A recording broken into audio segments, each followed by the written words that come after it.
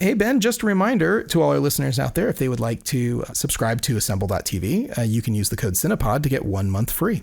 Check it out. If you're getting ready to do a production, it is exactly like having a production binder that lives everywhere online and enables you to share stuff with all of your collaborators. They don't have to have an account. It's such a brilliant idea. Please go check out assemble.tv and have a free month on us. And I'm also going to say, go watch our YouTube video about it, because I think our YouTube video really kind of breaks it all down. So anyway, on with the show. This is Bob Yeoman, and you're listening to Cinepod, the Cinematography podcast. The following podcast contains explicit language. You're listening to the Cinematography podcast presented by Hot Rod Cameras, a program about the art, craft, and philosophy of the moving image and the people who make it happen. Coming to you from the world headquarters of Hot Rod Cameras in Hollywood, California, are your hosts, Ben Rock and Ilya Friedman. Hey, Ilya. Hey, Ben. How's it going? It couldn't possibly be any better than it is. Really? It's physically impossible. No, I'm lying. How are you doing? Pretty good. I was like, well, the pandemic could be over. I mean, What is awesome and couldn't be better is who is on the show. Who is? Robert Yeoman. Holy crap. Yeah. Robert Yeoman, somebody who I'm a pretty big Wes Anderson fan, and he shot all of his live action features starting with Bottle Rocket. That's right. And he has just an amazing career. You know, he's also done other stuff besides Wes Anderson. When we get into a lot of the stuff, we cover a lot of ground in this interview. It's a really good interview. I'm really glad it happened. Yeah. And I was excited just to kind of talk about, you know, because I'm sure Wes Anderson would say the same thing if he were on here. It's like Wes Anderson's aesthetic sort of evolved while working with Robert Yeoman. So to a degree, Robert Yeoman was kind of able to deconstruct where a lot of the things that we think about when we think about Wes Anderson, where those came from. And it's very exciting. But also exciting is our close focus for this week, which there's just no way around it. We got to talk about the IATSE strike that wasn't. Well, it's not that it wasn't. It still might be. It's just not today as intended. So when you say it still might be, I mean, what does that mean? Well, and this is a subtlety that is being ignored, I'd say, by the mainstream media, who I don't think has really engaged with the membership for the most part. They're really just following the press releases that have been released saying, oh, strike averted. And, turns out that the union, and as a former Local 600 member, I hear a lot about this. And there was a lot of excitement from the membership because the union stepped forward and said, we are going to address working conditions. We are going to address hours. We're going to address weekends. We're going to address these things which have heretofore never really been addressed. And there's all kinds of things that you may have heard, like the Fraturday, which is you're supposed to have a weekend off, perhaps, if you're working 5 days. But no, in fact, because of the way the schedule has slipped, your weekend becomes like a Sunday and a half. It's not a real day. And I actually looked this up. A lot of union members are working 70 plus hour weeks. And so I went on to a website that had done some statistical analysis of occupations that work the most hours. And interesting, number one was farmer. Farmer works more hours than anything else out there by a long shot. And then I want to say that there was something like someone in the medical profession. I don't remember which it was, but there was a medical profession that was like number two that had a stupid amount of hours. And number three was entrepreneur, which had about the same number of hours as crew people who work in the industry. A crew was not listed there, but 70 plus hour weeks, 75 hour weeks, not uncommon on a lot of productions. And it's been proven that there's no amount of overtime payment that is a deterrent for studios. So the way it works right now is that people work bad hours, they get paid a fair amount of money, but at the same time, there isn't mandatory rest periods, or I should say rest periods that are sufficient before the crew has to return to work. And so the union said, we're going after this. We're going to go get this. And then what they returned was modest changes, including cost of living and a couple of other things that are improvements for the most part, but they didn't do anything really to address the hours. And so a lot of union members were feeling really cheated, really saying hey, we have to vote to ratify this. We're telling everyone we know not to vote your conscience, read it. All the locals are going to do like sort of a breakdown to try to pitch it to their membership. And it's sort of an electoral college process of ratifying this contract. But the overwhelming reaction, I would say, it was 99% of the membership who voted to authorize a strike that said, hey, we're willing to go do a strike. And then before they ever got to that point, they said, a deal has been reached. And there's some people who feel really cheated because the things that they wanted, which were about quality of work, the number of hours that you put in a day, the amount of rest time that you've got, those things weren't addressed. And in many other countries, particularly in Europe, they've solved this. I mean, now there's a lot of financial incentives not to do it on the part of on the other side of the table, because talent in particular and the number of days talent works is really a big cost driver. And if they have to have, a Scarlett Johansson or whoever it is for extra days to get this done, that's a really big expense, much more expense than the crew. I know that it's probably true, or maybe it's what the AMPTP companies are saying, but to a degree I'm going to call bullshit, because if you hire Scarlett Johansson to be in your movie, she's going to get a payday on your movie, and I'm making up a number. I have no idea what Scarlett Johansson's quote is, but let's pretend it's $10 million, right? Just making up a number. For that $10 million, you kind of get Scarlett Johansson whenever she's available and you need her. Like, if she's in the middle of doing a revival of Who's Afraid of Virginia Woolf on Broadway, you might have to hop, skip, and jump around that schedule. But it's not like you have to. It's scale actors that you have to pay out day by day. Well, not necessarily. If you want Morgan Freeman for 6 days, that might cost you a lot of money. If you want, certain talent, who are only coming in to do part of that movie, those are some pretty big paydays. But regardless, we know that the studios can't afford this. We know that 100% it can be done this way, and it has been done in many places. But I will tell you how much vitriol and anger there is right now at the union. There's certain union members who have taken to posting the president of the union's salary online, which he makes $450,000 a year. And they're making comments that he hasn't worked a day as crew in like 35 years or something like that, some crazy amount of time. So there's a lot of people saying like, the current leadership of IA doesn't understand or relate truly to the membership. They're relating to like Stockholm syndrome. It's a really dysfunctional situation, and everyone who works in the industry is in some ways, it seems like not adversarial to each other. They really like, hey, we're reliant on you in order for us to keep making what we're doing. And when you work on crew, your best friend might be the person who's responsible for making sure that you have a 6-figure salary a year because you're friends with them and they call you up and say, hey, I want to do this. There is this, there's a lot of not wanting to rock the boat. And I can certainly understand that the IA doesn't want to rock the boat.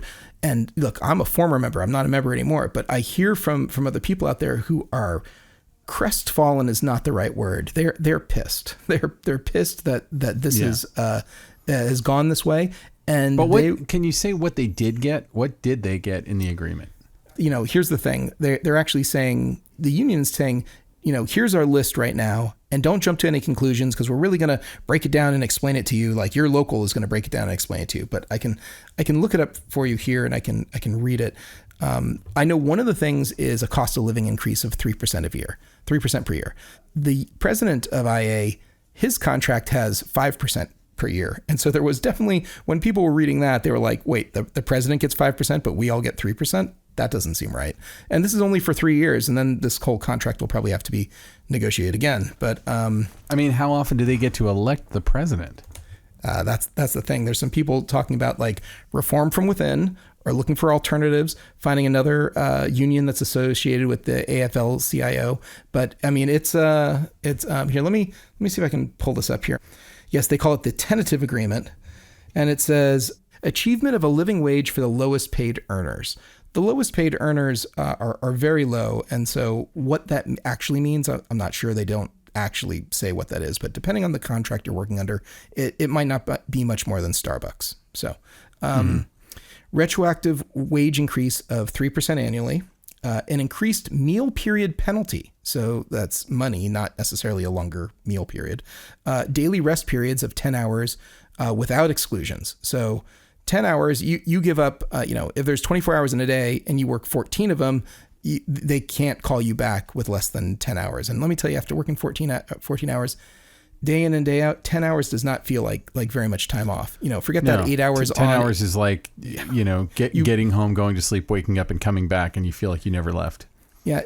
Now, this part I take a little exception with. It says weekend rest periods of 54 hours. That doesn't appear to be true because the original release that went out said 32 to 54 hours. And that doesn't make much sense to me.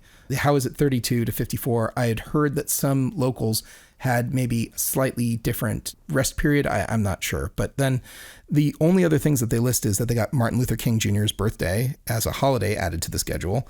And then an adoption of diversity, equity, and inclusion initiatives, which doesn't go to the big thrust of what the union membership really wanted and really was hoping for, which supposedly, if it is voted down, and it'll have to be overwhelmingly voted down, but if assuming it is voted down, then the union gets to go back and they get to say, hey, we've changed our demands. The membership said no. So here's what we're going for. And I expect that will happen unless it's sold very well to the membership, but I expect that will happen. And if they reach an impasse, it's possible to bring in federal mediators. Federal mediators would probably take a look at this, and there's no legal limits that prevent people from working hours in a week. But when you look at when you look at the hours that they are working compared to the hierarchy of number of hours that people work, there's very few people who are covered by collective bargaining who are working this number of hours right now. Even like when you look at people like longshoremen who have long days, they've got like a 4-hour rest period in the middle of their day. So it's like, they don't do that with making movies. So it's potentially something that could go on. I know that there's a lot of people who don't want to rock the boat. And certainly when you're working at the highest echelons, not to say you don't have long days, but the type of work that you do is a bit different than the guys who are really, really doing a lot of heavy lifting, and the crew that's got really extreme amounts of fine detail work and stuff like makeup artists and hair and stuff who start their days incredible. Like there is a tremendous amount of strain on the body and also unpredictability if you never know what time your day is going to start or where it's going to end. Yep. The glamorous life of showbiz. I mean, this is this is what people and quit sign up for. showbiz. My elephant joke comes back. That's right. So anyway, that's kind of where it's at. So tentative agreement, yes. Is it actually the final ratified agreement? From what I hear right now, and the number of likes I see on social media posts, and you can certainly go to the IA Stories Twitter account and Instagram account and see some of what's being said, and it's not a happy group of people. They're very unhappy about this. Well, that's interesting. I honestly was expecting a different response from you about it, but I definitely know that I'm getting a boots on the ground view from you and the people that you know and the people you work with. So. Yeah. And, it's interesting because I saw ABC did a story and I heard a little blurb on the radio and it sounded exactly like they read the IA press release, but didn't do even the most rudimentary sort of research for this sort of thing. I mean, I think at the bottom of it is a wishful thinking that people don't, just as the economy is starting to come back, we don't want to have a big strike that's going to cripple the entertainment industry. We don't want that in our industry, but that's exactly why you have to be willing to threaten the AMPTP. Years ago, when I was doing a lot of journalism, I wrote an article for Creative Screenwriting that was about the Writers Guild strike in 1988. And I got to interview a bunch of the people who were involved at the time, including, I believe, the counsel for the AMPTP. And my takeaway was kind of they're very take no prisoners, man. They are cutthroat. They are making a lot of money. They're always going to make more money than everyone. I feel like we all understand that, a grip isn't going to be making the same kind of money that Universal Studios makes or that Netflix makes. But it really does require collective bargaining to kind of and really being willing to say, okay, even in a bad economic year where all these people need to work, it's still no good to be exploiting people the way you are, Yeah. And, I kind of feel like if the membership even halfway thought that this was acceptable, you wouldn't start seeing the posts about, President of the IA, Matthew Loeb's, backstory, his work history and his salaries. I think that just put it into really sharp reflection that, when they're doing that, that's not because that they're grumbling and they're going to accept this. This is they're angry and they're angry at the leadership. So we'll see. Well, we'll see. And with that, I think we should go on to the interview with Bob Yeoman. The Cinematography Podcast Interview. So I'm here transcontinentally, as we have been so many times, with Bob Yeoman, who our listeners are going to know because he has shot the majority, if not all, of Wes Anderson's live-action movies, but also some amazing other movies, including the more recent Ghostbusters, Midnight Cowboy, Dead Heat, big favorite of mine when I was a kid. But thank you so much for coming on. I know you're working on a movie in Spain right now, correct? That is correct, yes. I'm in Spain, a town called Chinchon, which is about an hour outside of Madrid. Oh, by the way, I said Midnight Cowboy. I meant Drugstore Cowboy. I was going to say something. But I was going to wait and do it later. You want me to I don't want to take credit for Midnight Cowboy. Yeah, Midnight Cowboy is a classic. But no, Drugstore Cowboy, Gus Van Sant's amazing Drugstore Cowboy. Sorry, I got flustered. So thank you so much for coming on. Your newest movie, which is this episode will probably be dropping around the time it comes out, is The French Dispatch, the newest Wes Anderson movie. Just amazing, amazing work. I feel like we could spend hours just talking about your collaborations with Wes Anderson and kind of, I would say, a one-of-a-kind creation of a visual signature. The movies that the two of you have made together, you can look at one frame of them and know who made them. Which is just an amazing thing that the two of you have created. Can you talk a little bit specifically about The French Dispatch? Because it has a mixture of aspect ratios. It mixes black and white and color. It's got, I feel like it's an amalgam in a way of like all the styles the two of you have worked on together and a bunch of new stuff. Can you talk about sort of where that all comes from with you two guys? Well, it started when we met, really, back before Bottle Rocket. I found that Wes and I really had a similar aesthetic. And when I first met him, we talked about movies that inspired us, the cinematography in particular. And we seemed to always agree on the same things. And, you know, when we come to a set, we often kind of gravitate to the same place. There's always a question of where to put the camera. And so we're very simpatico that way. And of course, as I've worked with Wes all these years, I kind of can anticipate what he is going to want to see and how he wants to shoot things. And so there's that cumulative effect of being together for, I don't know how many years we've been together, 25 years, whatever it is. And, you know, it's just a give and take creative process. And when we started The French Dispatch, there were three main stories. There's actually several stories in the film. And originally we were going to shoot just one of them in black and white. And it was the first one with Benicio del Toro. And during prep, we do a lot of testing and we shoot a lot of things in locations and natural light and just get ideas. And we shoot with film, motion picture, everything's in film. And during the course of this testing, we both just fell in love with the black and white stock. It just, you know, we shoot things in color in black and white. So Wes decided to shoot a lot more of the film in black and white than originally planned.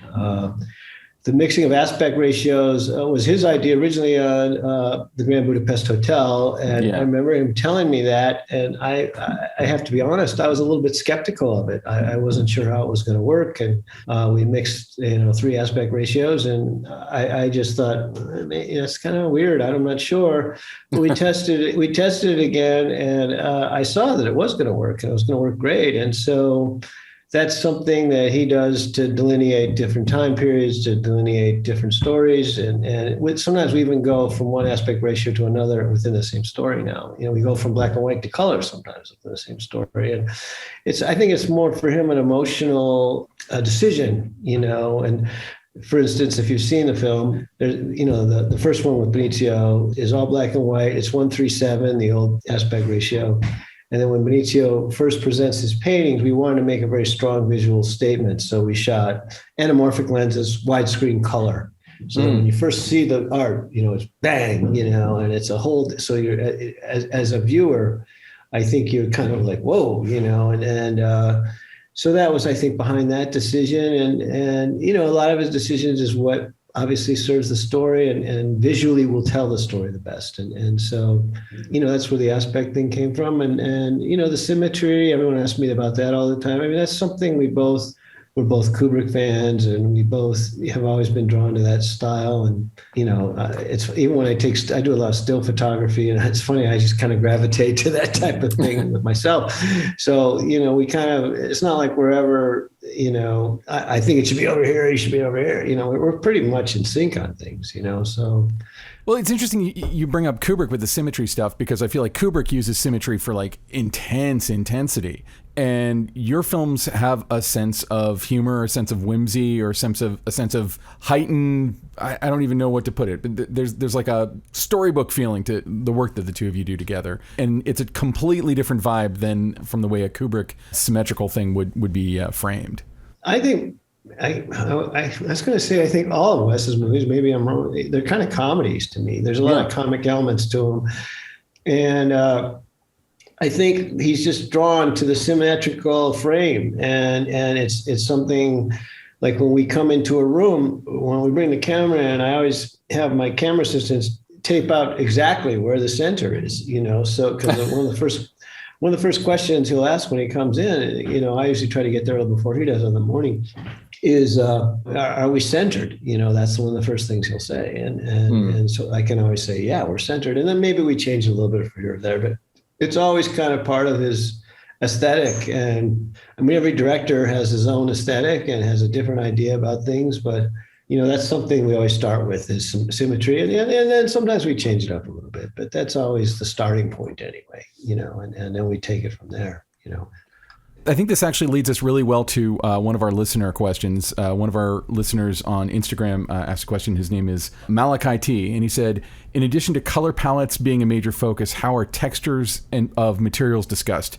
Things like paper, clothing materials down to the fibers. Is that discussed? Is that something that naturally occurs, or is that something that is decided with the props and costume department? Where does that become a discussion with the camera department? Well, we test everything, not everything, but we test a lot of things, particularly, say, on Grand Budapest Hotel is a perfect example. We weren't quite sure the color of the walls and the color of the jackets that the staff at the hotel would be wearing. So Adam Stockhausen, our production designer, had painted these flats, different shades of that pinkish color. Oh, wow. And then Milena Canonero, our costume supervisor, would have different shades of the jackets that the guys would wear. And I would try to replicate the lighting as it was going to be in the movie. And so we could see just what worked the best. And Wes is very involved in all those decisions. I mean, to the smallest type on the invitation that you barely see, in the background. I mean, he's very, he concentrates on everything, and he's so involved in all that art direction, props, the choice of textures, the choice of colors, how high the people's pants are. It's like he controls all. He's very fashion conscious, obviously, and haircuts. I mean, how long the person's beard is. He wants to see it all beforehand and make his changes. And so that's the prep period is a very extended prep period often, and they'll bring this stuff. And if we can test it on film, we often do. But it's not always possible. So they'll bring certain props to him, and he has to pretty much okay everything, and if I'm there, I put my 2 cents worth in. Mm-hmm. He's pretty on top of all aspects of the film, for sure. No question. That's really cool to hear. When I watch the films that the two of you have worked on, something that jumps out at me in so many of the films, there's a couple of style nods, and The French Dispatch has several of these, where you have sort of a lateral dolly shot that's like showing you an entire world of people, but it's kind of doing it all in one very brilliantly choreographed shot.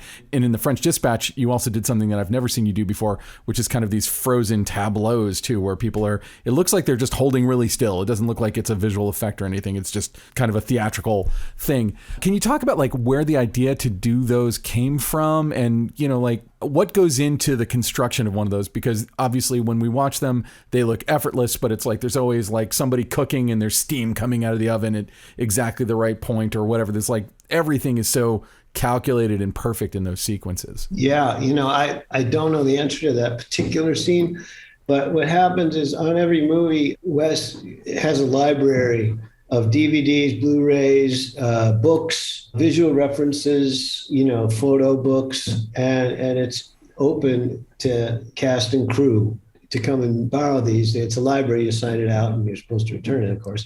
And you have a scanner like a barcode. Well, yeah. I mean, I hope he gets them all back. But this has been going on for quite some time, and so these are all references. And for instance, on the French Dispatch, obviously, French movies were a big influence on us. And I saw, Diabolique, Via Savie, The Fire Within, a lot of French movies. Many of them I'd seen, many of them I hadn't seen. And it just kind of affected me in the way that, because most of them were shot in 137 back then, the older ones, how they framed things, how they lit things.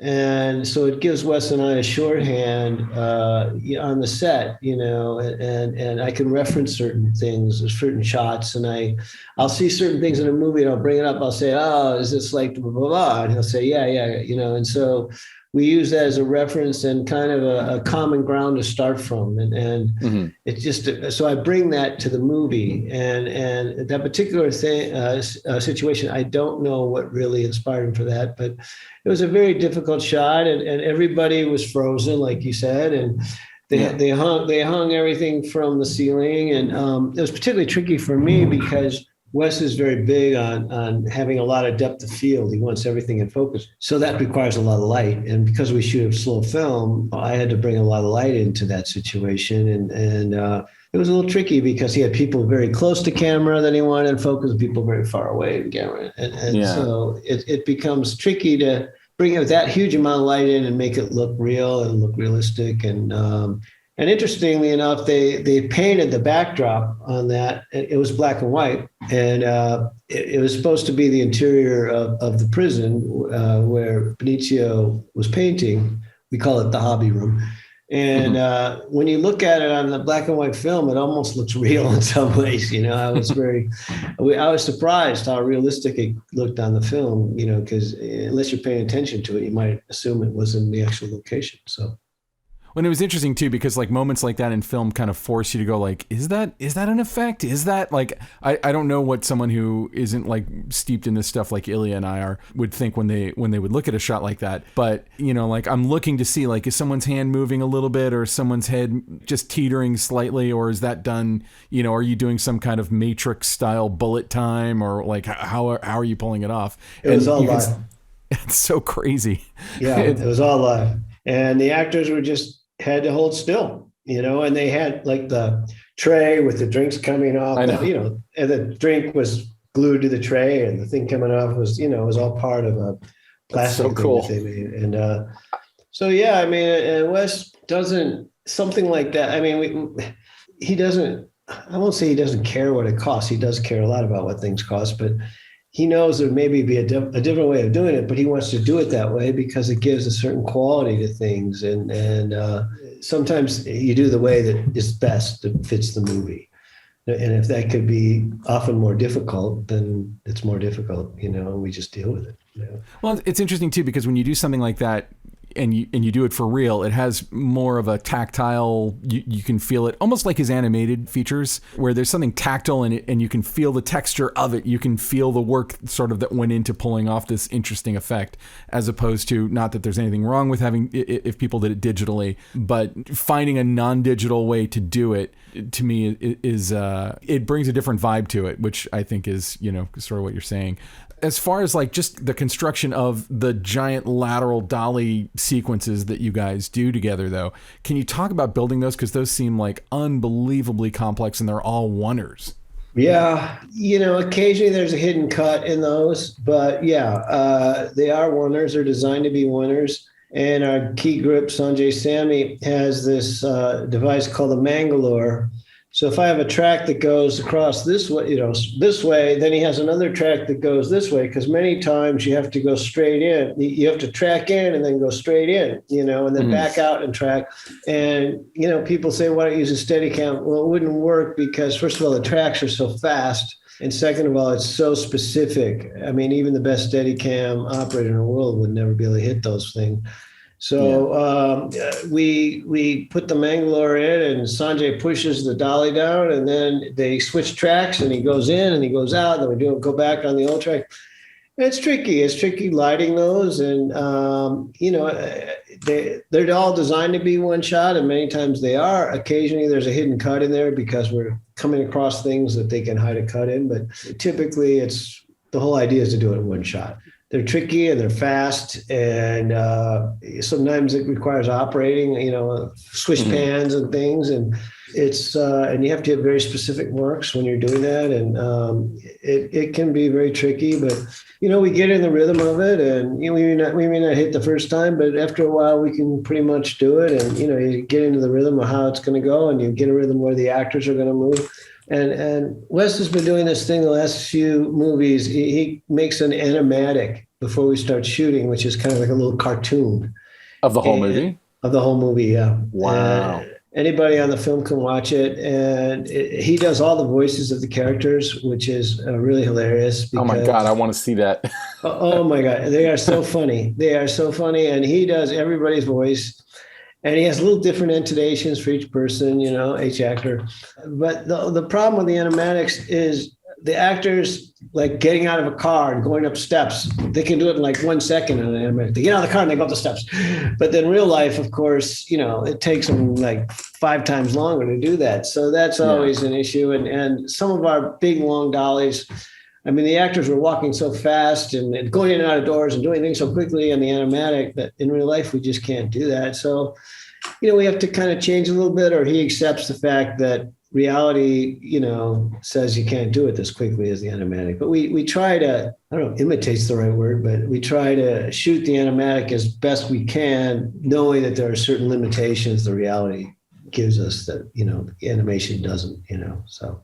I'm glad you bring up the animatics, because I'm one of those people who own a Rushmore Criterion DVD, which shows actually a bunch of the early storyboards from Rushmore on there. And I was going to ask you if that's pretty much the storyboard experience, because I got to say that Wes Anderson is going to make anyone else who's scratching out storyboards really quickly on like the back of a napkin feel really good. And when you see the comparison that they do in this DVD, they show, the final shot, and then they show the storyboard. And there's a huge translation difference between what was originally scrawled out and then what you guys created together. The animatics sound like just taking that to the next level. I guess I wanted to ask you, though, is how do you take those storyboards, and do you still ever get those storyboards? But do you get, really, they're very, very crude, sort of like, hey, the teacher's here. Hey, the student is here. Hey, there's sort of a square. And what actually ends up happening, though, is a very elaborate dolly move with a reverse, with something else that comes into it. How does two squares of Sharpie on a piece of paper become what you end up with?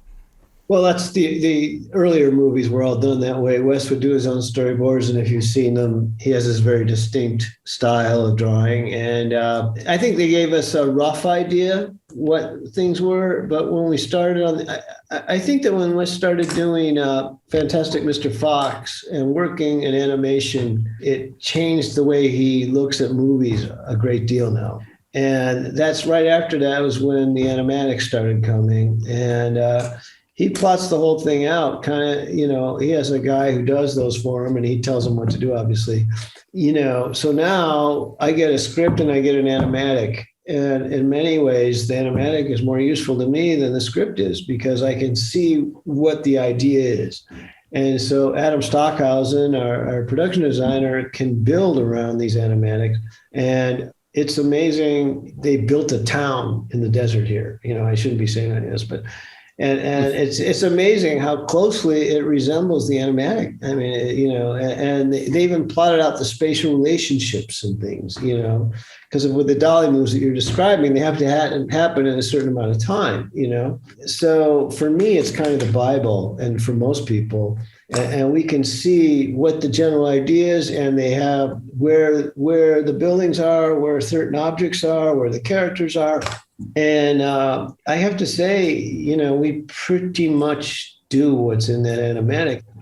I think when he did animation with Fantastic Mr. Fox, he learned, how to use those types of things and create worlds that in the old days we made in reality, and now we might put a miniature in the background, or they do something else.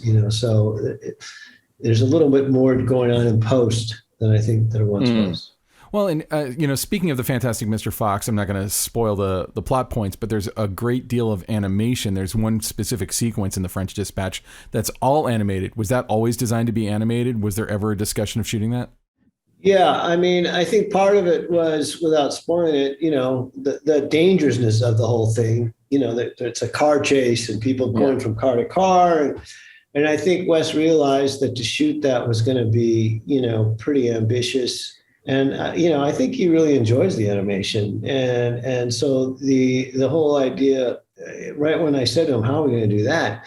I mean, even when we did the ski chase scene in Grand Budapest, I mean, sort of some of that was done with Rafe and Tony on the sled, and we're blowing snow in their faces, and we shoot the camera, and so there's a lot of snow blowing, and so you could see the actors. But all those wide shots were, done with miniatures and animation. And because I said, what are we going to do? We're going to go to Switzerland and shoot in the Alps or something? And he was like, no, we're not doing that. So I think right away he knew that was going to be done in that style. And I think with the French Dispatch as well, that one sequence you brought up, it was right all along it was going to be just done that way. And he loves mixing the styles, and and I thought it adds a whole kind of humor to the movie in a way. I really like that part of it. So no, I enjoyed it. I was just, when I was watching it, I was curious if there was ever a discussion of doing it in live action. I don't feel like it suffers at all for being done the way that he did it, and I feel like it's what I love about Wes Anderson's movies, and I know we're here to talk about your work, but like one of the things I love about it is if you go back and watch even the original Bottle Rocket short that he made, you can see that like his cinematic voice was kind of there all along, but then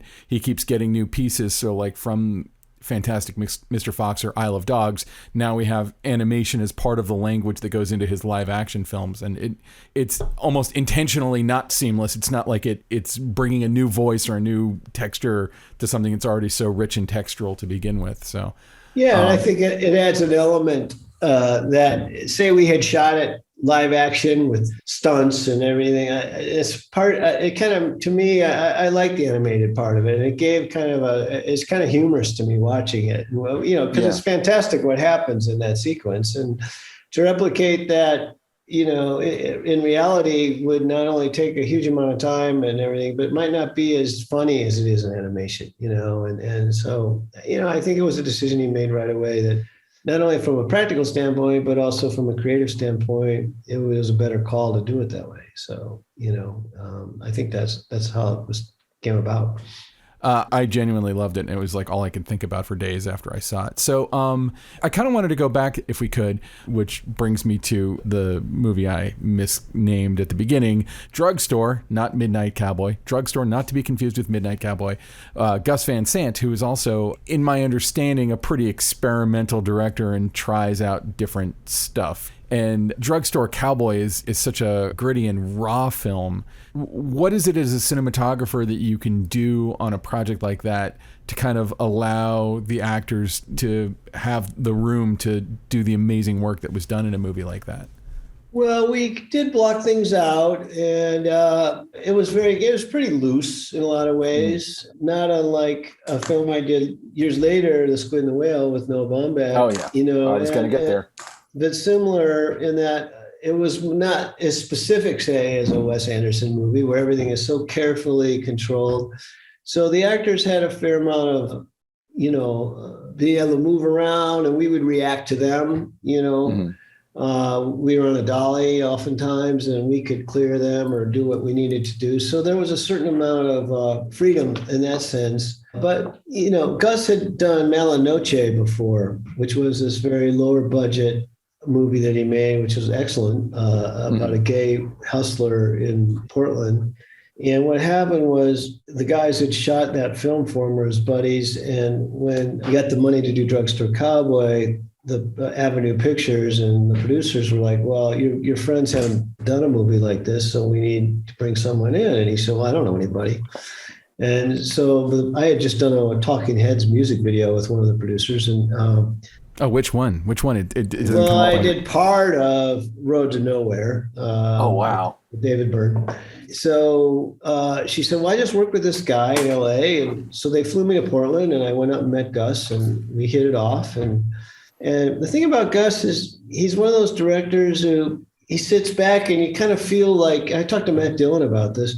You kind of feel like you can do whatever you want. But in a sense, he's still kind of controlling the whole movie, and so I always felt like, oh, I can kind of light it the way I want, do what I want, But at the same time, he's back there, the puppet master, pulling all the strings, and he's obviously a very talented director, and I loved working with him. But he wasn't used to working with a quote crew. He was used to working with a very small group of people. And I had a more traditional way. I brought my camera assistants and grips and my gaffer. And so we were a little bit more of a traditional way of working than he was used to. And, I think a little bit that frustrated him a little bit, but maybe not. Maybe on either side. Yeah. But at the same time, we got along great. It was great working with him, and it was a nice group of people. And I worked with Matt since then, and we talk about Gus and our experiences doing that film. And I think anybody who worked on it, will say, it was a special kind of experience for all of us. And it got a much better response than I had anticipated due to the nature of the material, being drug addicts. And it was during the Reagan times. But people, particularly in the film community, love that film. It was a special film, and it turned out even better than I thought. But Gus always wanted to push towards the experimental, and some of those dreamlike sequences were things that he cooked up, and some of them we even shot later in the editing room. We needed inserts. So the editor would come down to where we needed him, and you got a green shirt on, just stand there, and that was the wall, and it was done very literally, on the fly, But oh wow, and like the bubbles when Bob was looking, and we got an aquarium, and we just blew some bubbles in it, and you had Matt Dillon like leaning in, and there's all these bubbles blowing in front of him, and that was just a little aquarium we had that we did. That's so it was cool. It's all done very cheaply, but Gus had come up that way. He went to RISD, and he was a very, more of an experimental filmmaker. He always loved to play around with those types of little things to do our film. But, at the same time, we were telling the story, and he put a lot of that stuff in as he went along, which I think really added to the feeling of Bob's experience in the drug world, so. Like when you're working on a film like that, like, you said that there was kind of a special feeling around it. I mean, like when you were making it, did it feel like we're making a film that's going to like really have a big impact? Because that sort of was, that was certainly Gus Van Sant's biggest breakout at up till that point. But it was kind of a very buzzworthy movie that year, and it's a movie we still talk about, even if I get the name wrong. I didn't feel that way. Another example is years later, I did Bridesmaids, and when we were making that film, I had no idea. I just thought, this will be okay, and it became this huge hit. And obviously very different movies. Yeah. But when we did Drugstore Cowboy, I thought, I always loved it. From the moment I read the script, I loved it. I thought, what a great script. But I never thought it would be kind of embraced by Hollywood as it was. And it kind of opened a lot of doors for me. Even with Wes, the reason I met Wes was because Wes was a huge, and Owen Wilson were big Drugstore Cowboy fans. And that was kind of, they said, let's get the guy who shot that, and so it opened a lot of doors for me career-wise that I probably wouldn't have opened because of before that. So.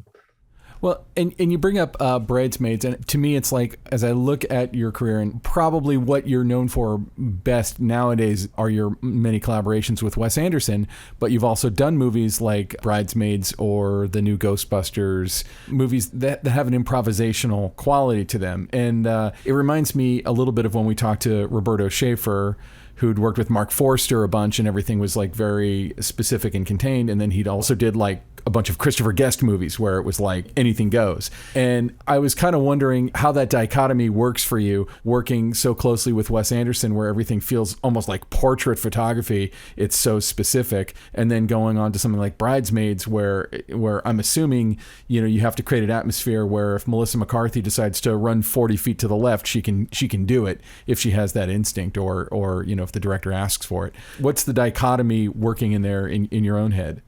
Well, the first movie I did in that style was Get Him to the Greek. Nick Stoller directed it. It was Jonah Hill and Russell Brand. And when I got hired, the first thing they told me was they cross-shoot everything. So with Wes, everything's always one camera.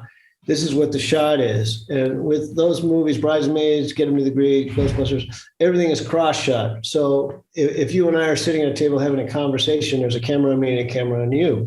And that is because so much is improv and you can't recreate that.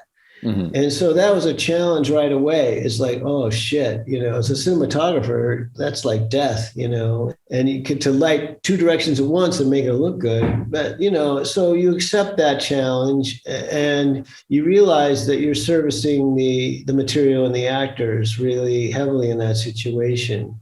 So, visually, it's not going to be a Wes Anderson movie or a Drugstore Cowboy, I looked at it upon it as a challenge to be able to do that because we cross-shoot everything. And it's just sometimes as a cinematographer, you can feel like, oh, well, I could have done a better job if we don't use one camera, But, that's the way, if you go into that style, that's what you take. But it also gives the actors a lot more freedom. And with Paul Feig, who directed all those movies, except Get Him to the Greek, he comes from comedy. A lot of them do improvs. And when you watch someone like Russell Brand or Kristen Wiig or Melissa McCarthy or whoever, and you watch them work, you can see that they want that freedom to do what they can do in order to create whatever they're going to do. And that's their genius in a sense. And so as a cinematographer, I try to accommodate them as best I can and allow them to have that space. So it's a more of a general style of lighting. And, we're on dollies. So if they're moving, we can make the corrections. Whereas West, everything is so specific, you wouldn't do that. But for them, we're always, if they're moving around, we're moving to correct for them, to make sure the shots still look good, So it's a different style. And I took it as a challenge. I mean, the only issue with that is that those are all big studio movies. And so it's kind of a lot of cooks, in the kitchen there. And whereas with Wes, there's only one guy making the decisions, and that's him, and so that's all you have to worry about. You don't have to worry about some studio guy complaining about something, that just doesn't happen with Wes. So I enjoyed it. I love working with Paul. Paul's a great guy. He's a lot of fun. And the sets are fun. I mean, you got all these comedians on set. I mean, there's a lot of laughing and joking around and, I always wonder about that because, like, you always hear that the cliche is that horror movies are the ones where people are making all, having the most fun, and comedies, people get really crazy serious about it. But I also imagine with improvisers, they got to be goofing off the whole time, like in a good way, like just. Yeah, I can say Paul's films the sets are always very fun. There's no tension at all. He doesn't like tension, and he doesn't want any tension on the set. And he just, wants everyone to feel comfortable and loose, and the actors all come on and they're all comfortable and loose. And so I think everyone kind of, sometimes you have to stop yourself from laughing. Camera starts shaking. Yeah, no, it's something will happen and it's just so crazy and funny, but you just have to control, what you're doing behind the camera sometimes. But, it's a different experience. And after I'd done a couple of those movies and I was getting every comedy script in Hollywood, and I don't want to be pigeonholed in that. And so that's why I go to do movies like The Squid and the Whale, or I do movies like Love and Mercy, for instance. So I try to balance it. One time it might be Love and Mercy, one time it'd be The Squid and the Whale, one time it'd be a big studio movie. But as I get older, I'm kind of gravitating more to the smaller films like Wes's films and Love and Mercy and those types of films, I just want to jump in here. I want to ask a little bit about the evolution of your work over the years with Wes, particularly looking at Rushmore as sort of like, it's a sophomore feature. You got a much larger budget to work with. And I assume that then in your collaborations since then, the budget continues to increase and you continue to work. But that second collaboration, no longer Bottle Rocket, but now I'm working on something that, famously, I guess there was a shot that was supposed to take place in a helicopter that Disney said no to in that movie. And it's become one of those Bill Murray stories where supposedly Bill Murray said, the studio won't pay for it. Here's a blank check, go ahead and get the shot that you need. And of course I heard that shot never happened, never went, but as that did happen. The story is true. Yeah. Oh, the story is true. Okay. So but now I don't think the studios are ever saying, no, I'm sorry, you can't have that shot. And he gets to keep going on, and you get more tools. And I have to imagine just the level of increase in change from the production of Bottle Rocket to Rushmore must have been pretty extreme, because like in BTS you see you've got dolly everything and crane, but I know Bottle Rocket was a very, very low budget. Look at the trajectory just from then till now. How do these steps feel? Do you feel like you keep having to raise the game? Do you feel like you'd actually would go down and do a lower budget thing with Wes again? I mean, what's the budget and your sort of role in this whole thing? How does that fit together? Well, several movies ago, Wes hooked up with Stephen Rails, who is one of his producers. And Stephen, he's kind of the benefactor of all this. And so we don't have to go to a studio. Stephen and Wes figure this all out financially. And the movies are made surprisingly very inexpensively compared, because we've cut out the studio, we've cut out a lot of the extraneous things that you pay for. And because Wes is so specific, when you walk into a room, he says, this is where I want to shoot. And you don't have to dress behind me. You don't have to light behind me. You know what the shots are. 99% of the time, we know what the shots are before we even get there. And so I think that saves a lot of money in the end. I mean, Wes can be certain extravagant on certain things, props or building something or whatever that, most people, but he doesn't have to argue with anybody over it, and again, I don't know what the actors get paid, but I assume they don't get paid a lot of money, they're doing it because they want to be here. So financially, Wes is very financially adept or, aware of the finances of things. And he doesn't spend money foolishly, but if there's something he wants and it's expensive, we do it. As far as the gear goes, we shoot on film, and he likes to keep the gear to a minimum, actually. And, we don't use a lot of cranes anymore and any of that. Like on Royal Tenenbaums, we did, but we had one crane shot in French Dispatch. We had brought a techno crane down from Paris, and Sanjay, the key grip, and I convinced Wes that we needed one. He didn't want it. He hates techno cranes. And we convinced him we needed to do the shot. So they brought the crane down. The first thing up Monday morning, huge shot. Of course, it doesn't work. And he just kind of stood there. He kind of stood there and smiled at us like, okay. And like on this present movie I'm doing right now, I've used one light the entire time, and really? Yeah, we do things, and in the design of our sets, we built the sets with skylights, and I just cover it with diffusion, and that's how we've been lighting it, And can I ask you what that one light is? What one light can do all the work that you need? It's a 150 LTM pepper. It was actually a Airy LED S60. Yeah, it's great and it's a little light. I've become big on the LED lights. They're very useful. And anyway, we'll see what happens. Sooner or later, we're going interiors more. We'll need more lights. But so far, we've been shooting for several weeks. I've used one light the entire time. And he doesn't like gear. We keep the set very small. He doesn't like a crowd of people around. So it's Wes, myself, the AD, the focus puller, the boom guy, the dolly grip, and maybe one or two other people, and that's it. Wow. Everybody else out of here. And if we need you, we'll call you. And he's very much about keeping the area around the actors, not very many people. There's no video village. He's got a little monitor he uses that he sits next to the camera and looks at. I operate the camera. It's very old school in how we do things. I think his dream is to shoot everything like in the old French New Wave, you know, how they used to do it with small crews. And he does not want an army of people. Whereas you do a big studio movies, there's, 200 people and 4 video villages, and, it's a big deal. But we're just the opposite. He calls it a student film. And that's what he likes. And if he arrives and there's too many people there, he'll have to go to the AD and say, get them all out of here, And Wow. Yeah, that's how we work.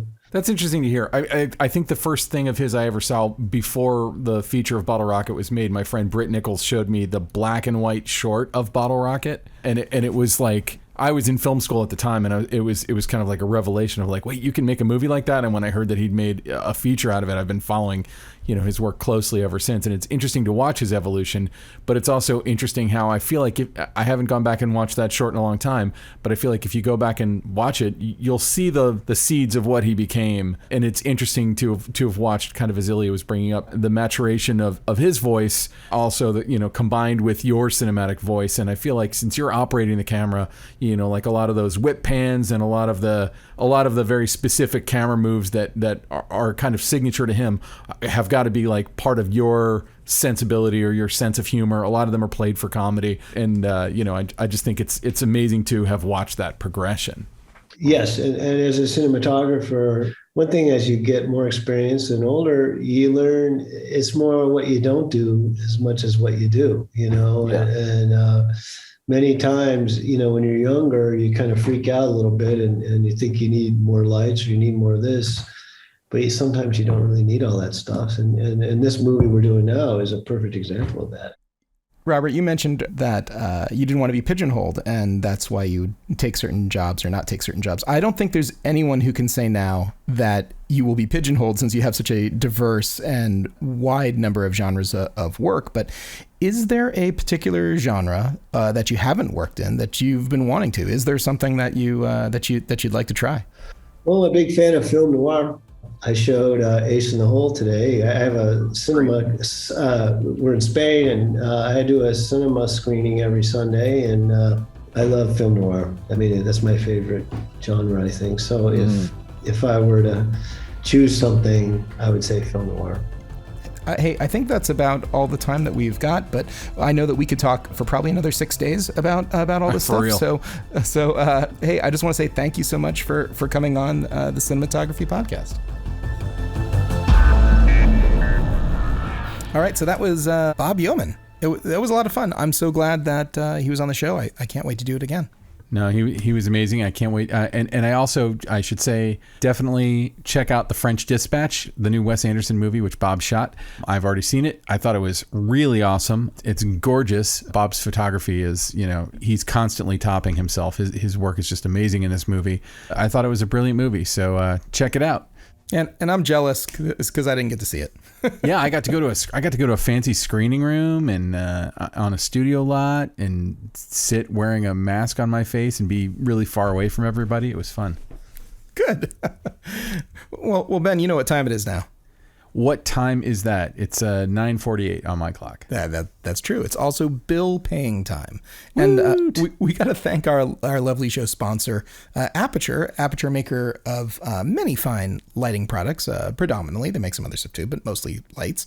And we got a little bit of a scoop here. This isn't going to go live till tomorrow, and the announcement will actually be happening tomorrow at noon. And by the time this goes live, it's probably going to be later in the day. So we're not violating anything here. But at the time of us recording it, this is a scoop. Very few people in the world know about this new light that is not going to turn a lot of heads, only because they don't know how frickin' cool it is. It is called the Amaran Cobb 60D, and they're actually now announcing a bunch of lights tomorrow, and they're pretty cool. But the 60D in particular is the one that I really want to talk about, which should not be overlooked. It's not going to be a particularly expensive light, and I was trying to find the pricing here, which I don't see, but I don't think it's much. I think it's a couple $100 at most, but it's a tiny, and I do mean tiny little light with a full-size Bowens mount on it, and that doesn't mean anything to most people out there unless you're really into this. But there's a ton of diffusers and reflectors and Fresnels and accessories that work in Bowen's mount. And most of the time, small little lights don't have access to it, and at least not without some sort of adapter. Also, this light has the Sidus Link Bluetooth connection, so you can control a whole network of lights via your phone.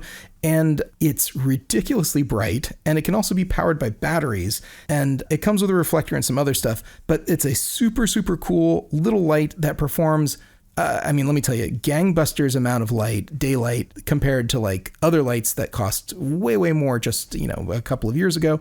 And truly, having like they're big, they've got a competitor who's been out in the market in sort of the space for a little while. And I have to say, they've kind of owned this segment of the market, but they're going to be in trouble now because this light is really cool, and it's probably the same size, and it's more compatible with certain things. And damn, the Cobb 60D is going to be a light that for a certain segment of the market kind of sets it on fire, because even though it's not as bright as some other things, you can literally have a bag and probably shove half a dozen in them, and you'll be able to check it onto an airplane or even less. I mean, they weigh almost nothing, and their performance is incredible.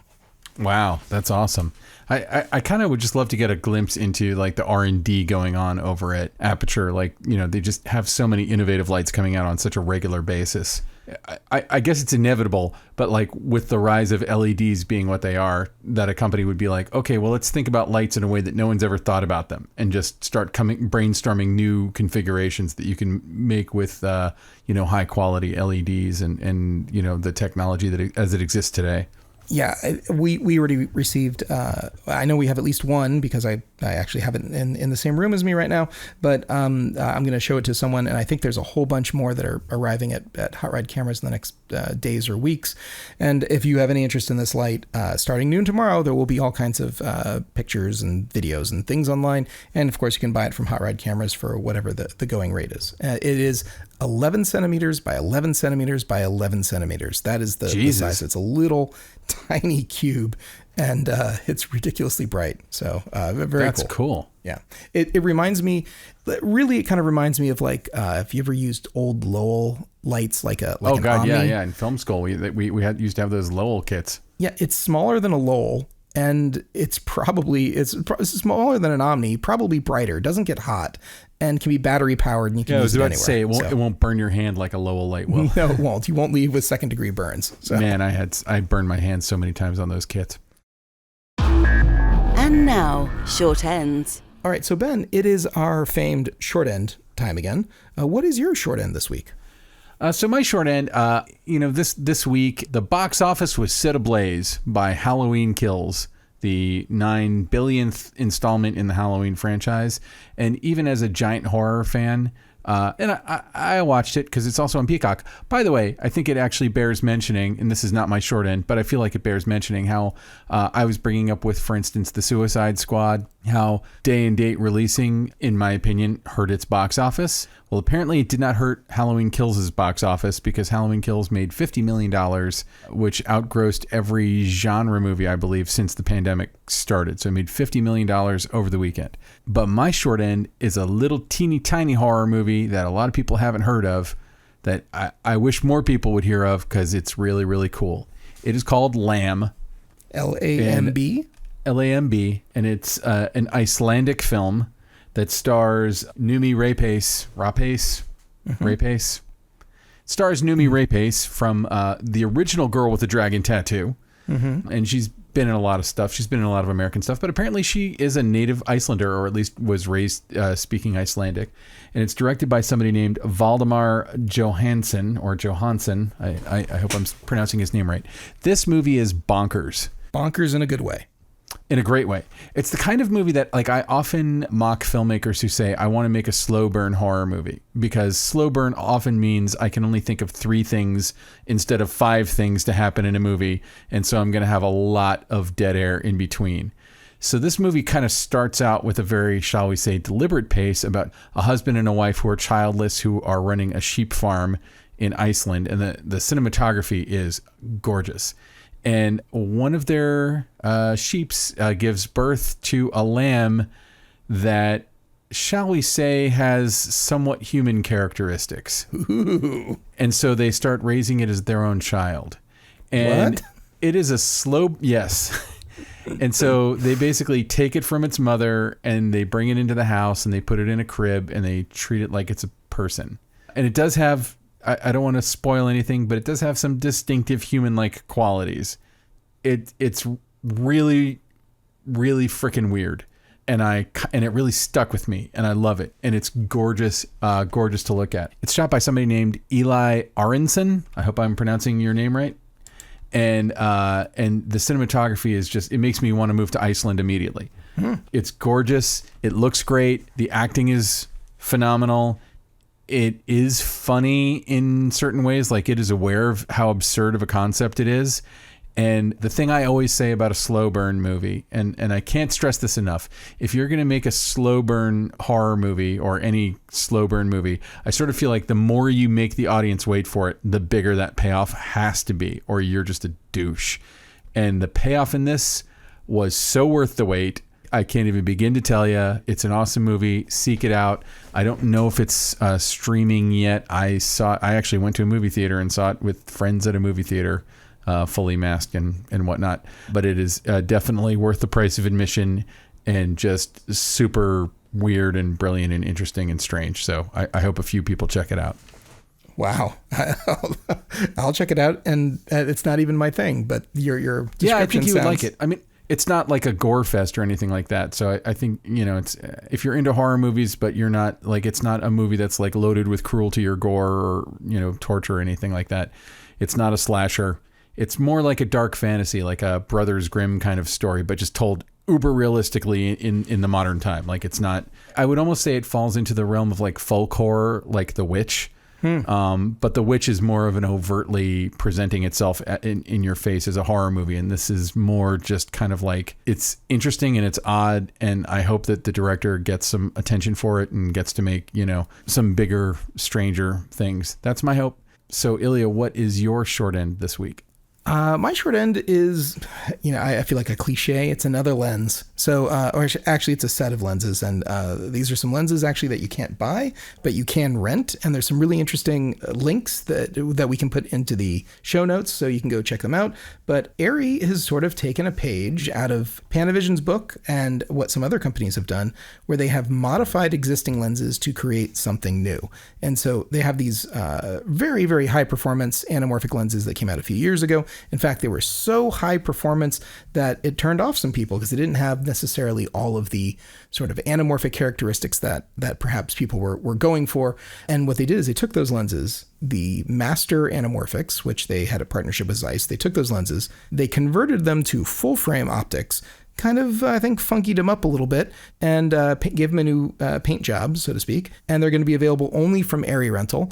But the lenses that people were talking about, like how they were so perfect and so, pristine, they made them less pristine. And now it's something that you can only rent. And they have a little video, which they've shown off, which looks really great. And then they also took some older lenses, some Canon FDs and some Olympus Ohm lenses that were originally made by a company called MovieCam. MovieCam actually got acquired by ARRI many years ago. I remember MovieCam. Yeah, MovieCam. They made some really good products. And one of the things they had were these lenses, these very much vintage lenses, these rehoused lenses.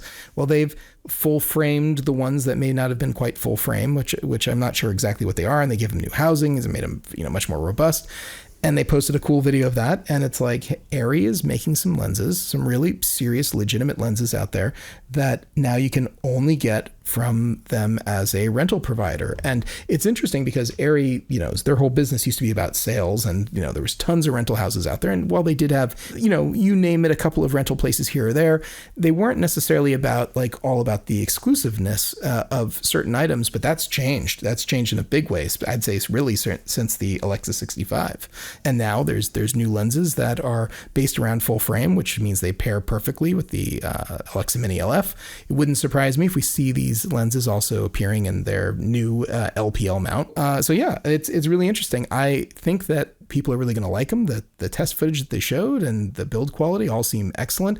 And it really seems inspired to me. It seems like they're actually responding to the market, which has been very heavy for either vintage lenses or vintage sort of look lenses. And they've come out with some stuff that's unique to them. And we'll see who copies it or does the same thing. It looks really cool. That's awesome. Yeah. That's cool. I'd love to see, I need to check out that footage you were talking about that shows what these lenses can do. Yeah, we'll put a link in the show notes. So if you go to camnoir.com and look at this episode, we'll have a link there. You can check it out. Excellent. Well, I think that wraps us up then. Who do we need to thank this week? Let's thank, firstly, Alana Cody, who is making sure that we get all these great interviews like this one today with Bob Yeoman and so many more. I can't wait. We've got some pretty kick-ass ones coming up. Let's also thank Ben Katz. Ben Katz, who's, we didn't make his job that easy today, but Oh, man. I'm interested to see how he cuts down our conversation about IATSE. I think that truly, we could still be talking about it right now. And clearly. There's a lot to cut down. And thirdly, and never leastly, we should thank Kay's Alec Trakshi, who composed all the music that you've heard and probably has lots of his own thoughts about the IATSE strike. Thank you, Kays, for all the wonderful music. We should also mention that if you are a YouTube type of person, the Cinematography podcast is now on YouTube, and you can find us there and actually watch a little video with some of the stuff and hear these episodes via YouTube. If you are into that sort of thing, it is now available to you. Hey, you know where else we are? IMDb. I noticed that recently. Oh, all right. I didn't know that. Cool. Yeah, we don't have all of our episodes aren't up there, but some of our episodes are. And I'm like, man, if we get all of our episodes up there, it's going to look like you and I just do nothing but make podcasts all the time. We have been doing this 7 years. I mean, it has been 7 years. We're not far from 10 years. In 3 years, we'll be at 10 years. I know. Whew. Can you believe it? We should bring back Jason Wingrove and ask him what he's been up to the last decade. That's a great idea. I'm into that. All right. So then I think that almost does it. Where can people find you? They want some more Ben Rock time. Please go to benrockonline.com. You can find all my socials, and lots of people have been adding me on LinkedIn, Twitter, and Facebook. And if they generally say, "Hey, I'm from the Cinematography podcast," so I know, especially on Facebook, I'm cool being friends with people who I don't know in person, as long as I know that you're like a real person. But yeah, please find me there. Check out my reel, that kind of stuff. Where can people find you? You can find me over at Hot Red Cameras. HotRedCameras.com is the company website, sponsor of this show. And you know what? I'm going to plug LinkedIn again. A lot of people seem to have found me for the podcast through LinkedIn lately. I think there's a couple of Ilya Friedmans, but I think I'm the first one that comes up, and you can't miss my smiling face. So there are more Ben Rocks, by the way, so I know of at least 2 others. Well, hit me up. Yes, I link with everyone who connects with me, who doesn't seem to be like selling me sunglasses or insurance or something like that. So well, that about wraps us up. We will see you next week. Thanks for listening. This has been the Cinematography Podcast, presented by Hot Rod Cameras. Find your next camera, lens, or accessory on the web at hotrodcameras.com. Don't forget to subscribe to our show on iTunes and connect with us on Facebook and Twitter. Thanks for listening.